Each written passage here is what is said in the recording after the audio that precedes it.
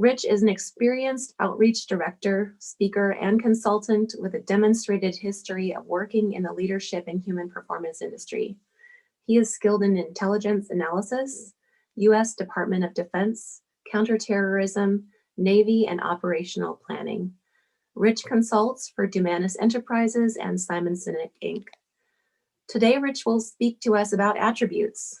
Attributes are wired into our internal circuitry, always running in the background, dictating how we behave and react and perform. Rich, welcome. Thank you for sharing with us today.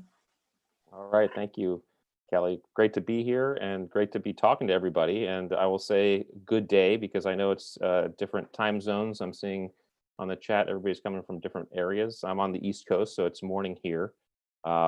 But it's a pleasure to be here. And I want to talk to you today about a concept that I kind of came across, gosh, almost 10 years ago now, having to do with how we behave and why we behave the way we do. And so what I'd like to do is start by asking you all a question. And I would ask you that you imagine that you've been saving for years to go to a foreign country on vacation. And finally, you have enough money and you're on a bus tour in this foreign country, and it's a beautiful bus tour. And the bus tour takes you to all the remote areas, winding roads, mountains, beautiful countryside. And you stop at one especially tiny little village. And the driver says that you have about 20 minutes to go up to a vista and take in the view. And you decide, you know what, I'm going to break off from the crowd. I'm going to run up this trail and get off by myself. And that's what you do. And you go and you get up to this mountainside and hilltop and you look out and the view is terrific. And you get lost in the moment. And you also get lost in the next few moments. And when you look at your watch, 30 minutes have passed.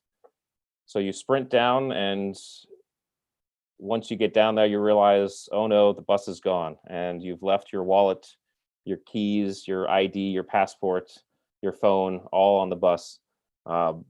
And you look around, and no one in the village speaks the language you speak. You remember that the tour bus next stop is 3 hours away. It's going to be dark in 2. So I'd ask you, what would you do in that situation? All right. So think about that for a second. But I'm going to give you another one. How about you're in New York City now? Okay. And you've taken the family to New York City, and it's the first time you're there. You have the kids, and you're having a great time. You go see the Statue of Liberty, go down to Times Square, and then now you want to go uptown to the Museum of Natural History. So you're on the subway platform getting ready to board, but you realize, oh no, this is not the right train. This train is going downtown. I need to go uptown. But before you know it, the subway door opens, and the 5-year-old who's too excited jumps onto the train before you know it, and the train doors close and the subway goes away. What do you do in that situation? All right. But I'll give you one more. Okay, I'll give you one more that we all know. How about it's 3 months into a brand new year, things are going well. You've started to make progress on some goals that you've always wanted to make progress on, and suddenly a pandemic erupts across the globe, and there's a shutdown everywhere. You have to stay home. Stores are closed. You can't go to work. What do you do in that situation? All right. And the reason why I give you those situations is because all of these situations have one thing in common. They have all plunged you into the depths of uncertainty. All right. The dark and unfamiliar place where panic rises with every heartbeat, or confusion bleeds to fear. And you can't practice for moments like these. Okay. You can't learn any skills to navigate those first trembling moments. If you pick up languages quickly, maybe, sure, but you don't before nightfall, right? You have big city street smarts, great. Well, your 5-year-old doesn't. Were you ready for the world and the economy to grind to a halt, or was anybody? The fact is that in times of stress and challenge and uncertainty, our skills aren't necessarily important. All right, what matters are our attributes. And attributes are wired into our internal circuitry. They're always running in the background. I want you to think of attributes as the code behind the app on your phone. We look at our phones when we tap that picture, that icon on our phone, and something opens up and something happens. Okay, what we don't realize is that there are thousands upon thousands of lines of code that allow that app to work. Usually about 50,000 for the average app, right? And it's that code that actually makes that app work. But we don't see that code where it's invisible to us. All we see is the behavior of the app and what we press and what we want to do. I want you to think of attributes that way because they're in the background, they're hidden, okay, but they drive our performance. So how did I figure this out before I get into this specifically? I was a U.S. Navy SEAL for 20 years in the U.S. military, and I have never considered myself a especially special person. I'm just, I feel like I'm kind of average. Okay, I think what I've done in my life is I've decided to a while ago throw myself into uncomfortable situations, and that's probably the reason why I became a Navy SEAL in the first place. Navy SEAL training is incredibly hard, and the basic SEAL training in San Diego, it's about a 91% attrition rate. So, for example, my SEAL training class back in the mid 90s started with 160 trainees, candidates, and we only graduated 38. Only 38 of us finished. So I've thrown myself into uncomfortable situations and never really thought that I was a special, that special. I thought I was average. And I realized I was around people that I thought were really very heroic and really, really kind of super above average. But as I got to know these people, I realized they didn't think that they were really that above average either. We all came from different backgrounds. Some were athletes, some weren't. Some were great star students, some weren't. Some were from the city, some were from suburban areas, some were from the farmland. And so I became very, very fascinated with what our similarities were versus our differences. What was it that made us, the 38 of us, finish that training, that really difficult, hard, stressful training? I became fascinated back then, back in the mid 90s. So fast forward to 15 years or so, now it's about 2010, and I'm at a specialized SEAL command, and I'm running a training and assessment selection course for that command. And at this command, we basically took special operators who were very experienced, who had been in the special operations community for 8 to 10 years, and we put them through our own selection and assessment course, and we still had about a 50% attrition rate. So I began to really look at this question: why was it and how was it that some of these candidates who seemed to have all the right skills to be able to do the job we wanted to do, why were they not making the cut? And we were getting questions from our leadership as well. Hey, what's the deal? Why aren't these guys who are so skilled making it through? And we didn't have really good answers. So I realized I had to go back to the very beginning. And what I did was I went back to World War II. Back in World War II in 1943, the Allied planners knew that to turn the corner on the war, they had to do some sort of amphibious invasion. It was required to come in amphibious and put people on the ground. But they were nervous about it because they looked back at World War I, and there was a campaign called the Gallipoli campaign in 1915, to where the Allies needed to get through to the Ottoman Empire, right? And the Gallipoli campaign was an amphibious invasion that they thought would be the turning point of the war. But when they actually conducted it, they were wrong. The straits were mined. They lost many ships and submarines. And so the Allied planners in World War II knew that to conduct a successful amphibious landing, they needed people who could swim ashore and identify mines and obstacles and clear a path for the Allies. That's when they called upon a guy named Draper Kaufman, who had previously put together an explosive ordnance school, and said, "Hey, we need you to form this unit of folks who could do this." Now, Draper Kaufman knew, kind of intuitively, maybe unconsciously, that he had a group of people, because he had formed this school, who knew exactly how to swim ashore and maybe blow up some obstacles and clear a path. What he also knew, though, was that the act of being able to swim ashore and do the job was going to require people who could think on their feet and operate in extreme stress, extreme challenge, and extreme uncertainty.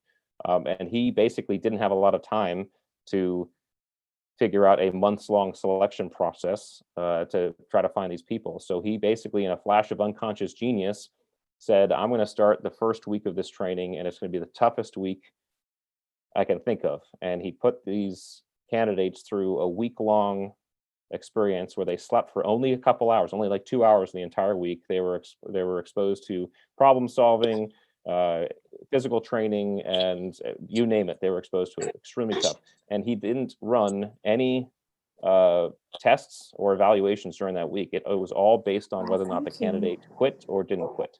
And many did. About 90% quit. But he knew when he had that group of people who didn't quit, he knew he had the people who could operate in uncertainty, challenge, and stress. And what he was actually doing was he created a week that assessed attributes, not skills.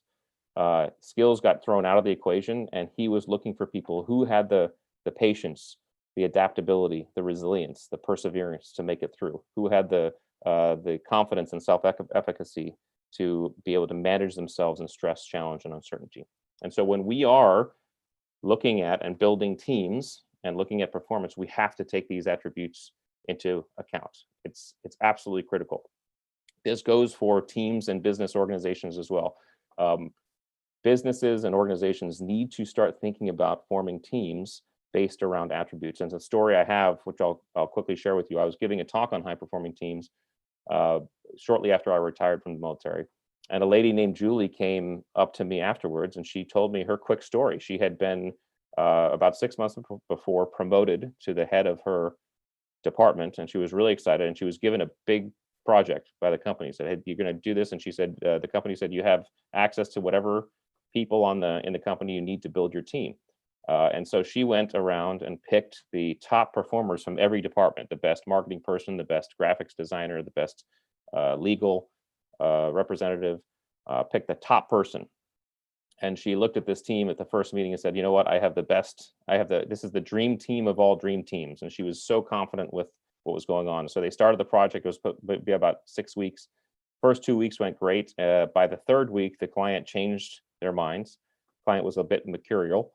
And the changes was going to cause a little bit of a delay, but was going to cause almost every element of that team to kind of shift, right? So she said to herself, well, that's not a big deal. I'll call the team for a meeting. We'll talk about it. Well, the meeting didn't go as she expected.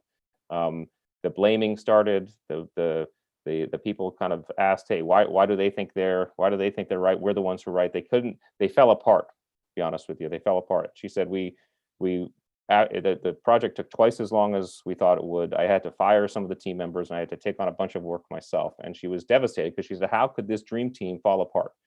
What did I do wrong? And I looked at her and I told her, I said, I think what you did wrong was you looked at the wrong things. So you were assessing and you built your team on skills versus attributes. So let's quickly talk about what skills and attributes are and what the differences are, okay? Skills are learned, okay? Skills are not inherent to our nature. We have to be taught them, or we have to watch someone do them. Throwing a ball, riding a bike, driving a car, even walking is a skill that we learn as human beings because we watch other people do it. There are reports of feral children who grow up in the wild who don't know how to walk upright because they've never seen anybody do it, all right? So skills are things that were not inherent to our nature that we have to learn, okay? And we can be taught. We can sit down in a class and be taught how to type. We can be taught how to throw a ball, okay? Skills direct behavior and tell us what to do for specific situations. Here's how to throw a ball. Here's how to ride a bike. Okay, here's how to drive a car. They tell us what to do in known certain specific situations. And as such, they're very easy to see, assess, and measure. Okay, we can see how well someone throws a ball, how well someone rides a bike. It's exactly why when we go to select members of a team on an organization, any organization, we get seduced by looking at just skill because they're so easy to measure. The resume tells us exactly what this person does. You know, we can see how well they do it. The problem is it's not telling us how that person's going to operate when things go sideways, when things go bad, when things go wrong. Okay, that's where attributes come in. Attributes are elemental. Okay, we're actually born with attributes. We're born with levels of patience and adaptability and resilience. Okay, we see those things in very small children. We see small children. We see their levels of adaptability and perseverance in small children. Right. They also inform our behavior. They don't direct our behavior. So my levels of adaptability and resilience and perseverance, for example, will inform the way I learn how to ride a bike when I fall down a dozen times doing so. Okay. They inform our behavior. They tell us how we're going to show up in specific situations or in unknown situations. And therefore, because they're hidden, all right, they're very difficult to assess, measure, and test. We see them the most clearly and viscerally in times of stress, challenge, and uncertainty. Because in times of stress, challenge, and uncertainty, skills don't apply, right? We can't apply a known skill or known something how to do something uh, in an unknown situation, right? When we're faced with challenge, stress, and uncertainty, we lean on things like our patience and our adaptability so that we may figure out the situation. So skills and attributes are inherently are different things, and we have to look at them and assess for them differently. This is exactly why when I was running training inside military special operations, it was a perfect microcosm inside of which I could look at attributes, not skills, because in special operations, the whole environment is dynamic, uncertain, and challenging. I mean, that's the whole point of training, is that we create these environments to create special operators who can deal with these environments. Well, I'm here to tell you that although we all might look at 2020 as one of the worst years ever, all right, because 2020, if we were to define 2020, we could probably define it by saying stress, challenge, uncertainty. We actually learned a lot about ourselves in 2020, because when we all got thrown into this pandemic, we all began to lean on our attributes. The question is, which attributes did we lean on, and which attributes do we have more of, and which attributes do we have less of? The idea is that we all have all of the attributes, and there are a lot of attributes in the book that's coming out in January that I'm talking about now. I really only identified 25 attributes of optimal performance. I'm going to show those to you. But the idea is we have all of them. The question is, to what levels of each do we have, right? If I have between 1 and 10, 1 being low and 10 being high, level of patience, maybe my impatience is level 2. Maybe my level of adaptability is level 8. So all of our attributes are on a sliding scale. We can develop attributes, but we can't develop them the same way we develop skills. Okay, skills we can sit down and be taught, but I can't. So I can teach you a class on how to type or how to shoot a gun. Okay, I can do that, but I can't sit down and teach you a class on how to be patient. I can't sit down and teach you a class on how to be adaptable. You must be self-directed when you're developing attributes. And quite often, to develop attributes, you have to throw yourself into some sort of stress, challenge, and uncertainty so that you can develop those. Before I go into the attributes, I also want to let you know that we also have what I call dormant attributes, okay? Dormant attributes are attributes that we actually have a lot of, but we've never been thrown into a situation that has allowed those attributes to come to the fore, okay? Kind of like the Scrooge effect. Scrooge in the stories, Ebenezer Scrooge in the story, he didn't turn into an empathetic, caring human being just after one night. Okay, he already had that inside of him. It was that night of haunting, that night of stress, challenge, and uncertainty that brought that out. I would offer to you that any story in your life that you can think about that ends with the statement "I never thought I had it in me" is a story of an attribute coming to the fore that you didn't know. Those are dormant attributes. Okay, as a parent, any of us parents who think that we are inherently impatient, as parents you may learn pretty quickly, actually I'm pretty patient. Or the opposite, you might, as with kids, say no, I'm actually pretty impatient, right? Those might be dormant attributes.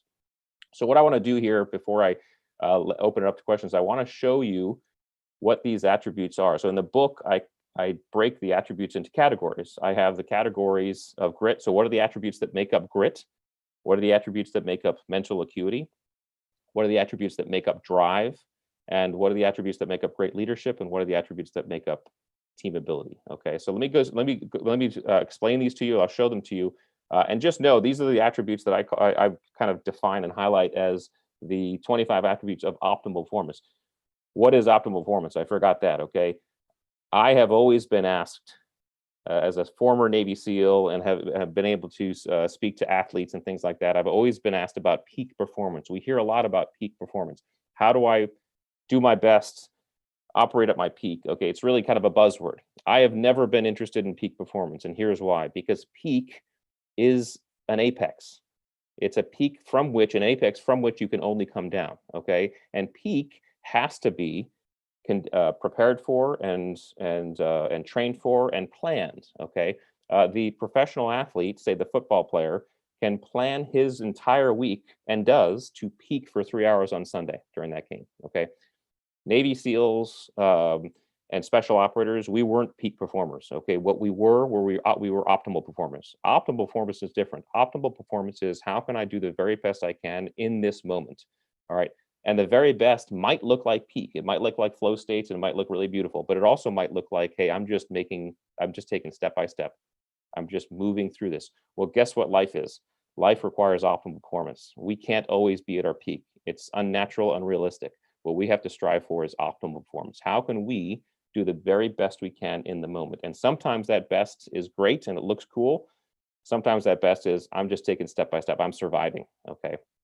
And that's especially when we're going through pandemics or stress, challenge, and uncertainty. We all know this. We all felt it. All of us who've been through hard times know that, hey, sometimes you just have to put your head down and take it step by step. And there's nothing peak about your performance, but you are certainly optimally performing. So how do we do our best in the moment? That's what I'm fascinated with, because I think that's human. That is a human condition. Peak is fine. It's great. It's beautiful. It looks great on the sports field. Okay. But in life, we need to strive for optimal. So these are the attributes that I've extracted for optimal performance. And what are they and how do they make them up? So let's start with grit. What are the attributes that make up grit? The 4 attributes that make up grit that I talk about in the book are courage, perseverance, adaptability, and resilience. So courage, the ability to manage fear in order to confront danger, difficulty, or pain. Quick note about courage, because it's really interesting. And I wish I could get into all of these attributes the way I do in the book, but I'll just give you a taste, okay? Courage and fear. Fear is a combination of uncertainty and anxiety. Uncertainty plus anxiety equal fear, okay? You can have one without the other and you're not afraid. So for example, if you're uncertain, or excuse me, if you're anxious but not uncertain, that might be you're nervous about the presentation you give at work, okay? You're anxious but not uncertain. If you're uncertain but not anxious, well, that's every kid on Christmas Eve, okay? The combination of the two, uncertainty and anxiety, equal fear, all right? And when fear hits our response system in our bodies, all right, we go into autonomic response. Our autonomic response starts to tickle our amygdala in our brain, and we begin to start to react, okay? There's 3 ways we've all heard about how the human body reacts to fear. There's fight, flight, or freeze, okay? Only 3 ways. Now, fight means I'm moving into the fear, okay? I'm stepping into it. Doesn't mean I'm putting up my dukes necessarily. It just means I'm moving into and stepping into the fear. Flight means, of course, I'm retreating. And then freeze actually is an oscillation between the two. It's a pause where your brain is trying to figure out what you need to do. I work with a good friend of mine. He's a neuroscientist at Stanford, Dr. Andrew Huberman, and he has studied fear in his lab for over a decade. And what he's discovered is that when we choose to step into our fear, when we choose to fight, we are rewarded with a dopamine hit. Dopamine is one of the most powerful chemicals on the planet, made by our body. And what it does is it makes things feel good, okay? Things that we do, especially bad habits, smoking, drinking, gambling, okay, they actually produce dopamine. So those addictive behaviors, it's not necessarily the chemicals of the addiction. It's the fact that those addictive behaviors are creating dopamine. Dopamine feels good. It keeps us going. We get dopamine hits by doing anything that is an accomplishment. We feel the dopamine hit. So dopamine encourages us to keep going. Well, that's exactly how the human system was designed. The human system, so we could survive and evolve, was designed so that it encourages us to step into fear. So when we step into fear, we get a dopamine hit. It means keep going. This is good. Doing it. It doesn't mean we have to get all the way to the result to get that dopamine hit. Just the act of stepping through fear gives us dopamine. So courage is an attribute because our autonomic response, the levels to which we get tweaked into fear are different for all of us. Some of us are pretty calm all the way up to a high set point, right? A lot can happen before we lose our cool. Others get spooked pretty easily, all right? So as attributes, we start at different levels. Just know that if you choose to develop your courage, you will feel that dopamine hit, okay? And you'll be able to step into it. So courage is one. Perseverance, the constancy in doing something despite difficulty or delay in achieving success, okay? Adaptability, the ability to quickly and calmly adjust to changing circumstances and situations. So whereas perseverance is internally generated, I'm going to persevere, I'm going to choose to move through this. Adaptability is, hey, as the environment changes, I can adapt easily, I can change easily. It's absolutely essential in our evolution as a human species, all right? So huge in grit. And then of course, resilience, which we all know, the ability to rapidly return to one's baseline emotional and mental state after a stressful, traumatic, or even triumphant event. Resilience is not just about returning to baseline after things go bad and go south. It's also about returning to baseline after a triumphant event, because if you stay too high after a triumphant event, you risk arrogance, you risk failure, because you're not seeing the world the way you're supposed to be. So resilience is getting back to that baseline. All right, mental acuity. Mental acuity is really more about how our brain functions in the environment. And again, all of us have these attributes. The question is how much do we have? So situational awareness is the first, the ability to absorb and process meaningful information about our current environment. Some of us are, this could be also talked about as vigilance. Some of us are hyper-vigilant, okay? We notice a lot of things. Too much vigilance can lead to stress, because we're just noticing things. We can't relax, okay? Some of us don't notice a lot at all. Some of us walk around and kind of in la-la land, right? So we're a little bit lower on situational awareness. Compartmentalization is the ability to effectively chunk that information into meaningful pieces, okay? So for example, I'm taking in all this information. How do I think about that information and then prioritize that information into what is meaningful for me at this moment? So I always use the New York City subway example for myself, because I love riding the New York City subways because it's so difficult, right? But when I'm riding this New York City subways, I'm taking in all the information, the platform signs, to where I need to go, and then I'm saying to myself, okay, what do I need to focus on, and what do I need to move towards? That's compartmentalization. Task switching is the ability to shift focus among or between contexts, okay? Our brain creates patterns and scripts and contexts about everything we do, okay? And it puts things into chunks so that we understand and we can move faster. So for example, driving a car is a context inside of which we have a lot of different tasks, okay? So when we're driving a car, we're in a context.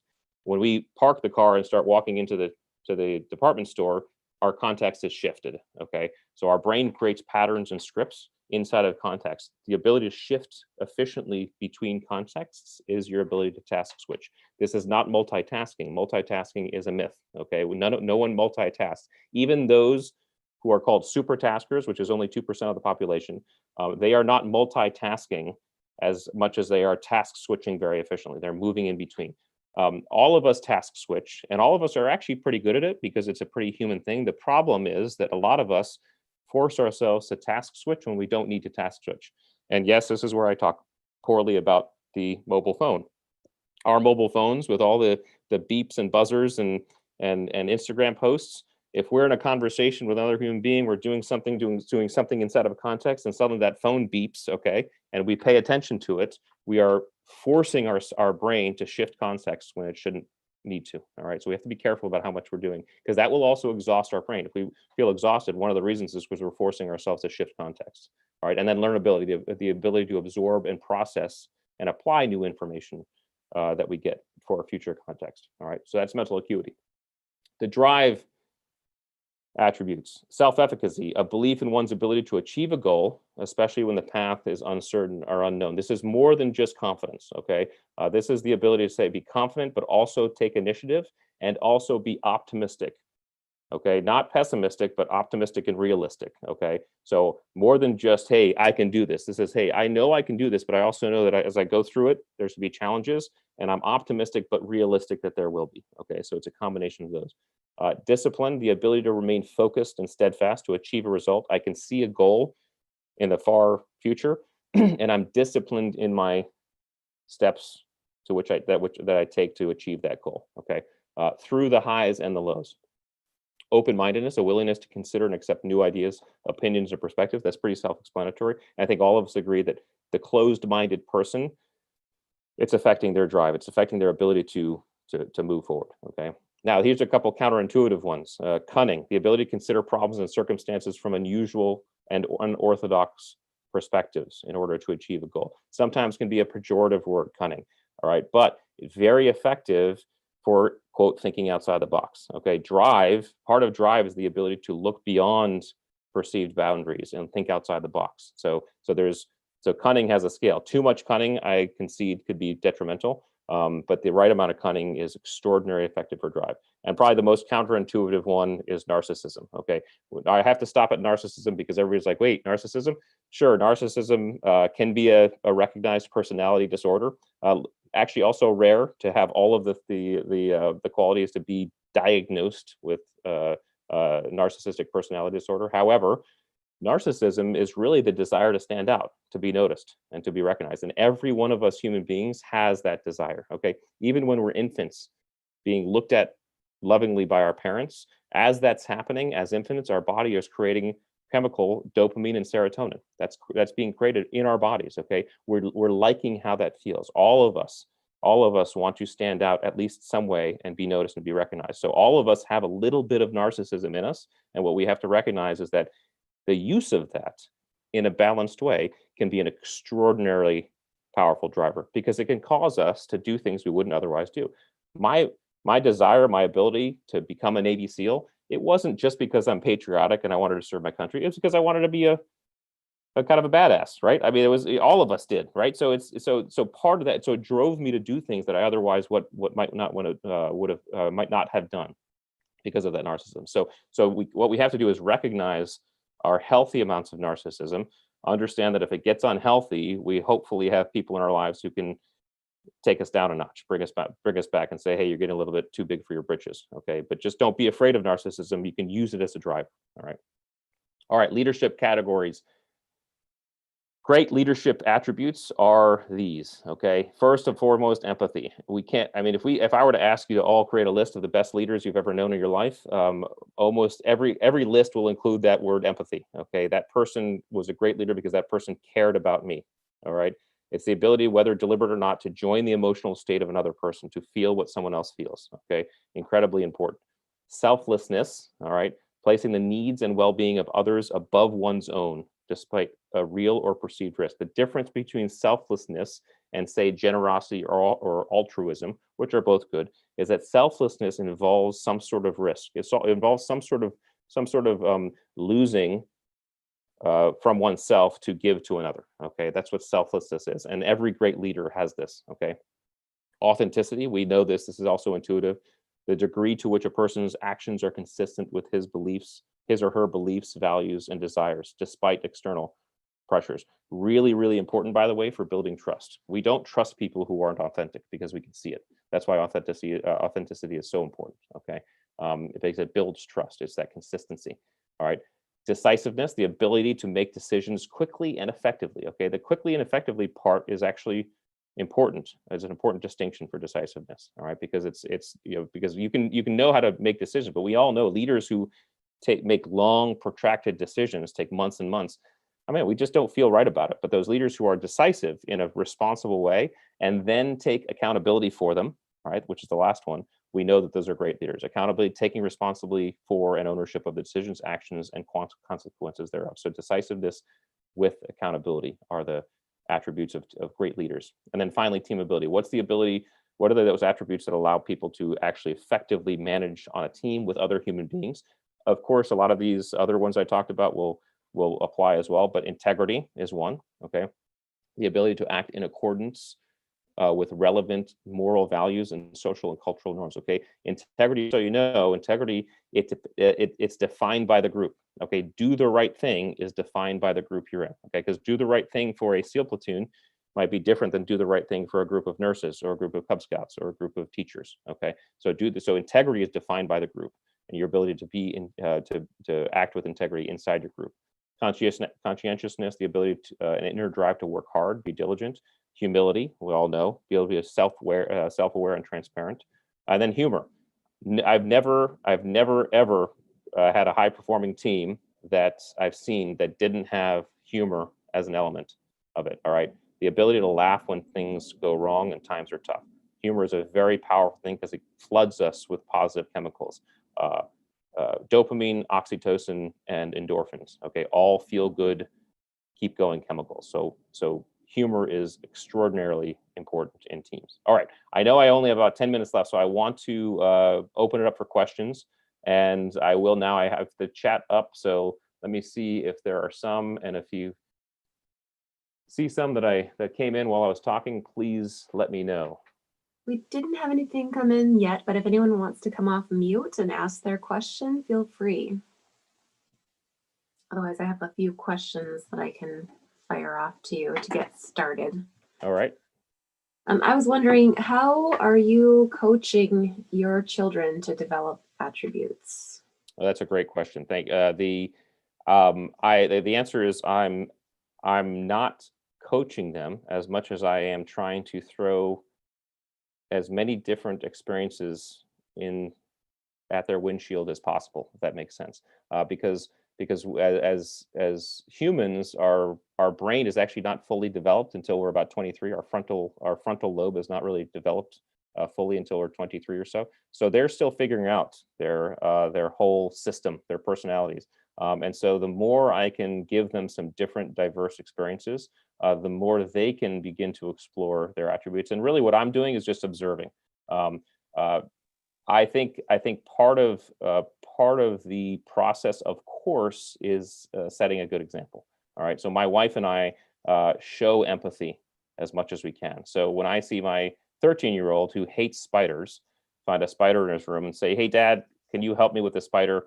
Because I hate spiders." I say yes. He says, "I don't want you to kill it. Just can you just put it outside?" I like that. Okay, I see that empathy developing in that child. Now, as teenagers, I also see narcissism, but that's natural because we have more narcissism when we're younger. All right, so for me, it's more about observing them and not forcing them in one direction or the other, and then helping them experience as much as they can to really fill out their own personalities in life. So then after one of these experiences, do you sit down and have kind of a lessons learned or recap, or how does that Sometimes I work? do. If yeah, absolutely. If appropriate, I certainly always reward them either verbally or physically, with a hug or something. When I see them do the right thing, when I see them take accountability, when I see them uh, uh, execute empathy, when I see them persevere, right? I reward them for that attribute. Hey, great job working through that. I know that was a tough thing. Great job working through that. Mhm. I try not to highlight the actual reward, right? It's not about the scores, the points on the scoreboard. It's about the behavior that it took and the perseverance it took to get there. And so I try to reward the work and the activity versus the actual um, prize. Looks like we have a few questions coming in from YouTube. One from Eve. With all of this, how important is open and timely communication? Extraordinarily important because that's the only way that we as human beings can communicate effectively. And communication, of course, verbal is paramount, but even communication with your actions and behavior. Okay, the only way you can build trust is to communicate uh, with vulnerability and transparency. And so communication both in again in action, but also communicating with your team. Hey, what attributes are we actually looking for? Because again, depending on the team, your list of attributes is going to be different. The list of attributes that make up a great SEAL team is going to be different than the list of attributes that make up a great team of teachers or nurses or even athletes in some cases. So communication of that is actually very, very important.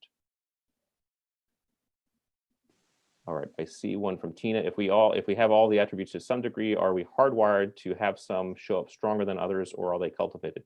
The answer is yes and yes. Okay, we are hardwired to have all the attributes. So yes, they do show up stronger than others, and yes, they can be cultivated. But again, to cultivate attributes, you need to be self-directed. You need to make the choice to cultivate that attribute. No one can do it for you, and you can't sit down in a class and learn it. All right, so yes, you can start to understand your behavior better because of the attributes that show up stronger. Okay. But you can also, if you want to have more authenticity, if you want to have more adaptability, if you want to have more discipline, you can decide to do that and begin to and choose to self-direct and cultivate that. Let's see. Why are attributes more important than skills in stress situations and in organizations? Attributes are more important than skills in stress situations because usually in stress challenge, there is uncertainty. Okay.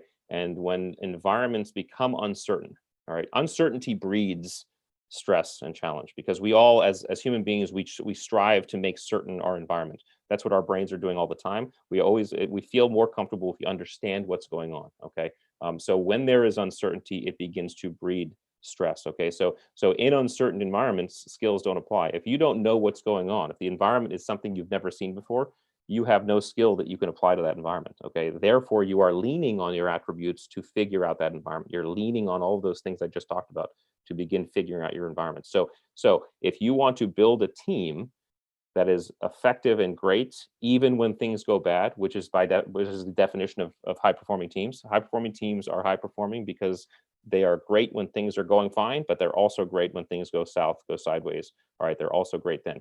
If you want to build a team like that, you have to build a team that has the appropriate attributes to do so. And this is exactly what I learned when I spoke to Julie about dream teams.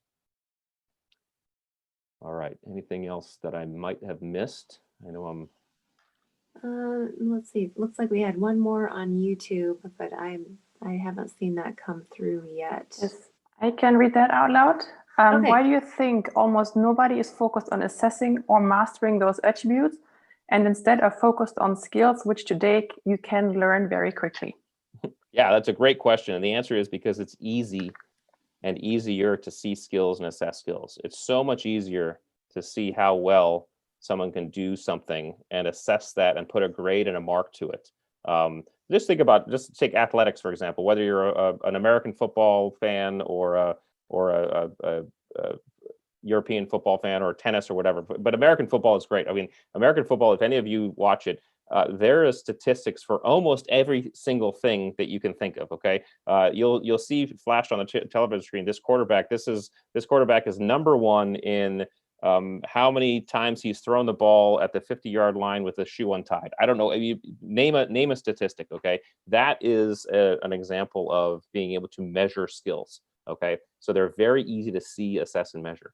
The reason why it's not focused upon as much is because it's harder to see and assess, measure attributes. You have to take the time. You have to take the diligence. You have to create environments that tease those attributes out. So it's much harder to see that. It takes more time, and there has to be a deliberacy in those. So it's a great question. But if you take the time, all the best performing teams. I mean, it's in the special operations community. The training and assessment pipeline is 6 to 9 months long. That's 6 to 9 months that you're going through a pipeline at any time inside of which you could be told, hey, we don't want you here. Why? Because they're assessing your attributes throughout all that time in different contexts. So that's why it's hard.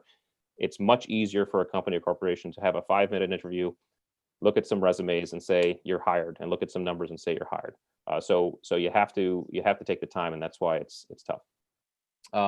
I probably have time for one more. I see one coming from Tina. If someone chooses to develop an attribute, will that attribute become a more natural behavior, or will it always require a higher level of attention than those that are more ingrained? That's such a great question. And I would say that the answer, well, I don't know the answer. I would say that it depends on the attribute, right? And it depends probably on how much you want to make that shift. Okay. It also depends on context. Let's just take patience. And I know I don't have patience in this list. I talk about patience as an attribute in the book. I talk about it, the fact that patience and impatience can both be very effective. But just let's take patience. Someone who's impatient and would like to develop their patience may have to be very deliberate in developing that as they move through different contexts, right? So the parent who says, I want to be more patient with my children, may have to say, okay, I'm going to be more patient, and actually may develop a more natural patience with their children. However, when that person goes out to traffic or deals with other children, that impatience might show up again. Okay, so context matters. So you have to kind of pick the attribute. Courage would be the same thing. If you want to develop your courage, sure, you could develop your courage to deal with spiders. And you think, you know what, I'm pretty good at dealing with spiders now, but heights still scare the heck out of me, right? So context matters in terms of how natural it is. But I would say the more you actively develop something, whatever attribute, there is going to be a little bit more of a natural tendency. I think context will still force you to be a little bit more deliberate. All right, I think we have time for one more. Or are we good? I think we could take one quick one.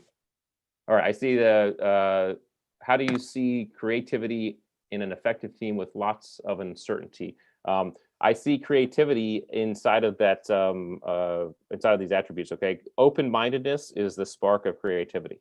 Okay, so if you have, and so is cunning, by the way, right? If you have attributes of open-mindedness and cunning, creativity will actually start to emerge. So I would say in uncertainty or in a team, look for elements of open-mindedness and cunning, and I think there's going to be creativity in there as well, because that's how that open-minded and cunning mind works.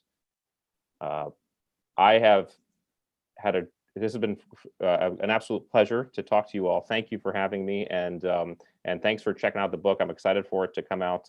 I think this will be recorded, so I'm also on LinkedIn if you want to hit me up on LinkedIn, but thanks so much for having me. Thank you, Rich. Remind us again, when's your book dropping? The book is dropping on January 26th of 2021, so about 13 more weeks. Awesome, something to look forward to. Well, to connect with Rich and learn more about his work, please visit wired.live or look him up on LinkedIn, and all of his contact information is there. And we're going to take a quick break. We'll be back at the top of the hour in about 15 minutes with Dwight Bailey, who will teach us about his formula for inclusion.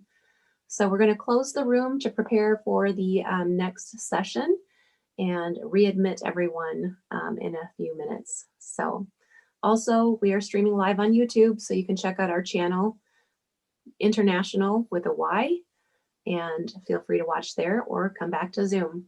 See you in a few minutes.